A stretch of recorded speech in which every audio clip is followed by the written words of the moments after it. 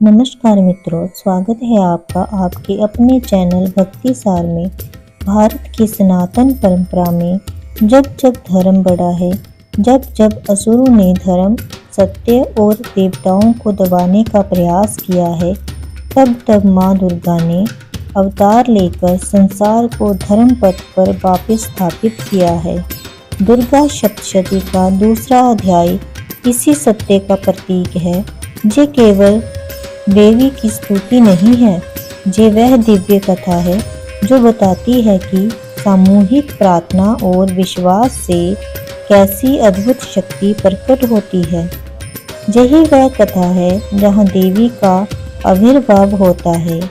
आज हम विस्तार से जानेंगे कैसे देवताओं की प्रार्थना से आदि शक्ति ने जन्म लिया और कैसे उन्होंने असुरों को ललकार कर धर्म की पुनर्स्थापना की। दूसरा अध्याय। महर्षि मेधा बोले, प्राचीन काल में देवताओं और असुरों में पूरे 100 वर्षों तक घोर युद्ध हुआ था। उनमें असुरों का स्वामी महिषासुर था और देवराज इंद्र देवताओं के नायक थे। इस युद्ध में देवताओं की सेना परास्त हो गई थी और इस प्रकार संपूर्ण देवताओं को जीत महिषासुर इंद्र बन बैठा था।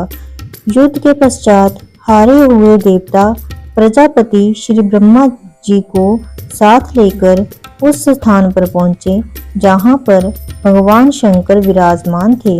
देवताओं ने अपनी हार का सारा वृत्तांत भगवान श्री विष्णु और शंकर जी से कह सुनाया। वह कहने लगे, हे प्रभु, महिषासुर सूर्य, इंद्र, अग्नि, वायु, चंद्रमा, यम, वरुण तथा अन्य देवताओं के सब अधिकार छीन कर सबका अधिष्ठाता समय बन बैठा है। उसने समस्त देवताओं को स्वर्ग से निकाल दिया है। वह मनुष्यों की तरह पृथ्वी पर विचर रहे हैं। दैत्यों की सारी करतूत हमने आपको सुना दी है और आपकी शरण में इसलिए आए हैं कि आप उनके वध का कोई उपाय सोचें। देवताओं की बातें सुनकर भगवान श्री विष्णु और शंकर जी को दैत्यों पर बड़ा गुस्सा आया। उनकी भौहें तन गई और आंखें लाल हो गई।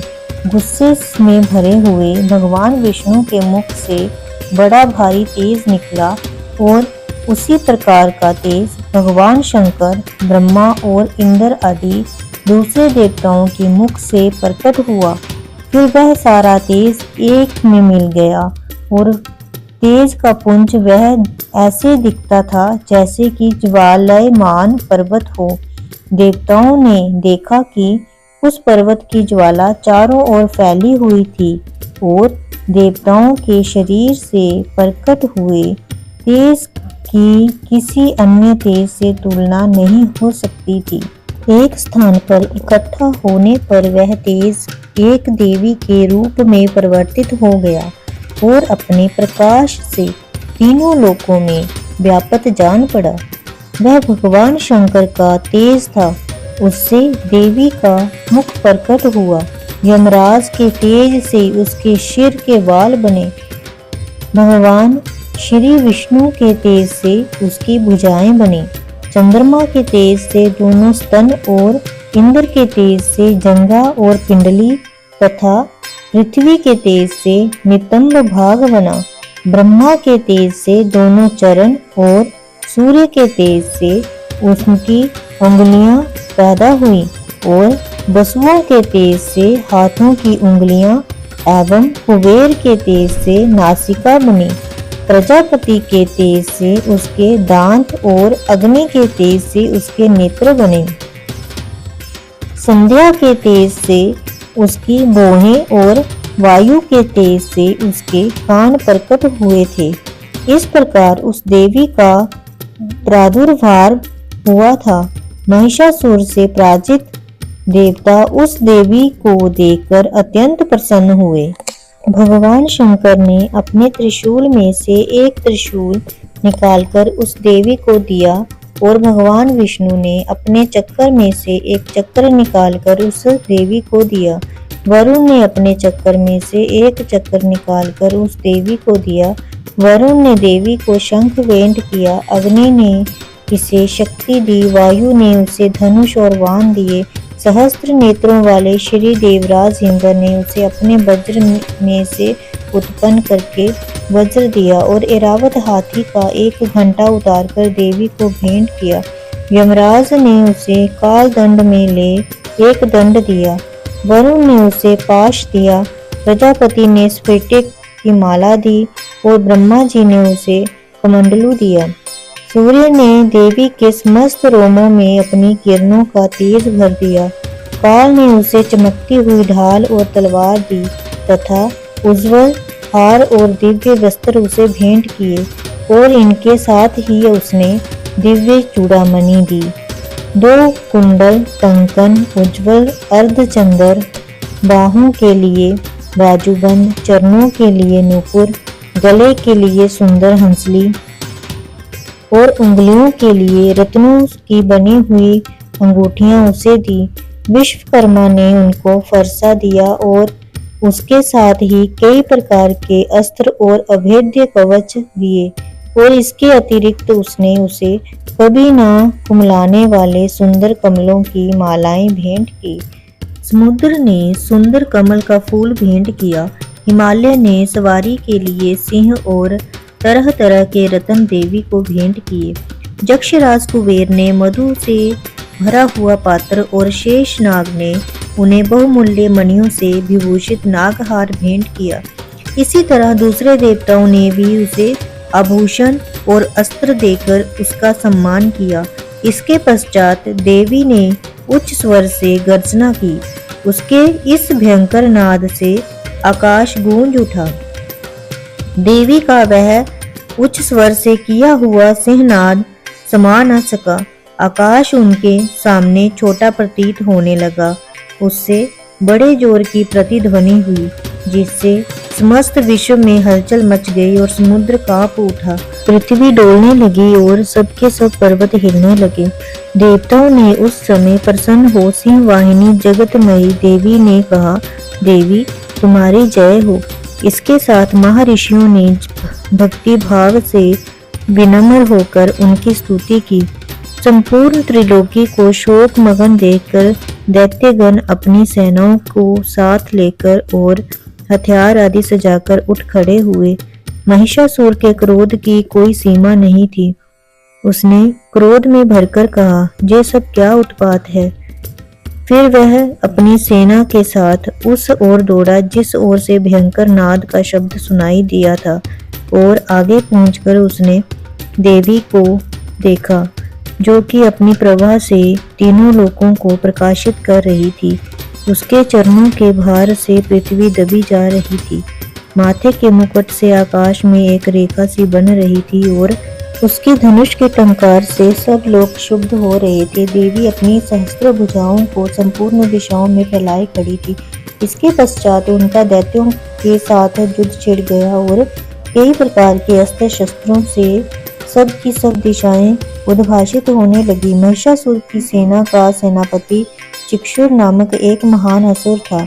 वह आगे बढ़कर देवी के साथ युद्ध करने लगा और दूसरे दैत्यों की चित्रंगनी सेना साथ लेकर चामर भी लड़ने लगा और 60,000 महारथियों को साथ लेकर उदग्र नामक महादैत्य आकर युद्ध करने लगा और महाहनु नामक असुर 1 करोड़ रथियों को साथ लेकर असिलोमा नामक असुर 5 करोड़ सैनिकों को साथ लेकर युद्ध करने लगा। बाष्कल नामक असुर 60 लाख असुरों के साथ युद्ध में आ डटा। बिडाल नामक असुर 1 करोड़ रथियों सहित लड़ने को तैयार था। इन सबके अतिरिक्त और भी हजारों असुर हाथी और घोड़ा साथ लेकर लड़ने लगे और इन सबके पश्चात महिषासुर करोड़ों रथों, हाथियों और घोड़ों सहित वहां आकर देवी के साथ लड़ने लगा। सभी असुर तोमर, बिंदपाल, शक्ति, मूसल, खड़गों, फरसों, पट्टियों के साथ रणभूमि में देवी के साथ युद्ध करने लगे। कई शक्तियां फेंकने लगे और कई अन्य शस्त्र आदि। इसके पश्चात सबके सब दैत्य अपनी अपनी तलवारें हाथों में लेकर देवी की ओर दौड़े और उसे मार डालने का उद्योग करने लगे, मगर देवी ने क्रोध में भरकर खेल ही खेल में उनके सब अस्त्रों शस्त्रों को काट दिया। इसके पश्चात ऋषियों और देवताओं ने देवी की स्तुति आरंभ कर दी और वह प्रसन्न होकर असुरों के शरीरों पर अस्त्र शस्त्रों की वर्षा करती रही। देवी का वाहन भी क्रोध में भरकर दैत्य सेना में इस प्रकार विचरने लगा जैसे कि वन में दावानल फैल रहा हो। युद्ध करती हुई देवी ने क्रोध में भर जितने श्वासों को छोड़ा वह तुरंत ही सैकड़ों हजारों बनों के रूप में परिवर्तित हो गए। परसे, बिंदीपाल, खड्ग तथा पटिश इत्यादि अस्त्रों के साथ दैत्यों से युद्ध करने लगे। देवी की शक्ति से बढ़े हुए वह गण दैत्यों का नाश करते हुए ढोल, शंख व मृदंग आदि बजा रहे थे। तदंतर देवी ने त्रिशूल, गदा, शक्ति, खड्ग इत्यादि से सहस्त्रों असुरों को मार डाला। कितनों को घंटों की भयंकर आवाज से ही यमलोक पहुंचा दिया। कितने ही असुरों को उसने पास में बांधकर पृथ्वी पर घर घसीटा। कितनों को अपनी तलवार से टुकड़े टुकड़े कर दिए और कितनों को गदा की चोट से धरती पर सुला दिया। कई दैत्य मुसल की मार से घायल होकर रक्त बमन करने लगे और कई शूल से छाती फट जाने के कारण पृथ्वी पर लेट गए और कितने की बाण वर्षा से कमर टूट गई। देवताओं को पीड़ा देने वाले दैत्य कट कट कर मरने लगे। कितनों की बाहें अलग हो गई, कितनों की ग्रीवाएं कट गई, कितनों के सिर कटकर दूर भूमि पर लुढ़क गए, कितनों के शरीर बीच में से कट गए और कितनों की जंघाएं कट गई और फिर वह पृथ्वी पर गिर पड़े। कितने ही सिरों व पैरों के कटने पर भी भूमि पर से उठ खड़े हुए और शस्त्र हाथ में लेकर देवी से लड़ने लगे और कई दैत्यगण भूमि में बाजों की ध्वनि के साथ नाच रहे थे। कई असुर जिनके सिर कट चुके थे बिना सिर के धड़ से ही हाथ में शस्त्र लिए हुए लड़ रहे थे। दैत्य रह रहकर ठहरो ठहरो करते हुए देवी को युद्ध के लिए ललकार रहे थे। जहाँ पर जय घोर संग्राम हुआ था वहाँ की भूमि रथ, हाथी, घोड़े और असुरों की लाशों से भर गई थी और असुर सेना के बीच में रक्तपात होने के कारण रुधिर की नदियां बह रही थी और इस तरह देवी ने असुरों की विशाल सेना को क्षण भर में इस तरह से नष्ट कर डाला जैसे तृणकाष्ठ के बड़े समूह को अग्नि नष्ट कर डालती है। और देवी का सिंह भी गर्दन के बालों को हिलाता हुआ और बड़ा शब्द करता हुआ असुरों के शरीरों से मानो उनके प्राणों को ढूंढ रहा था।